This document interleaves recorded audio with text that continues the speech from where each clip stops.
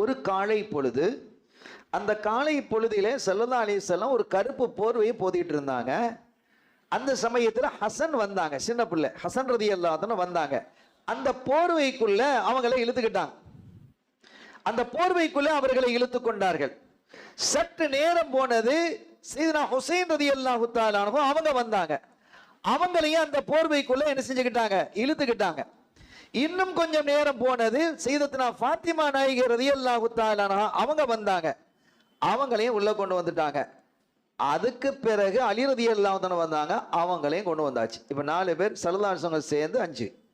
அவங்களுடைய தலைமையில அலி நாயகம் இருக்கிறாங்க, ஃபாத்திமா நாயகி இருக்கிறாங்க, ஹசன் ஹுசைன் ரலியல்லாஹு அன்ஹு இருக்கிறாங்க. இப்படி வந்த போது சொன்னாங்க ஸல்லல்லாஹு அலைஹி வஸல்லம், அல்லாஹும்ம ஹாஉலாஇ அஹ்லு பைத்தி, அல்லாஹும்ம ஹாஉலாஇ அஹ்லு பைத்தி, இறைவா இதுதான் என்னுடைய அஹ்லுல் பைத்.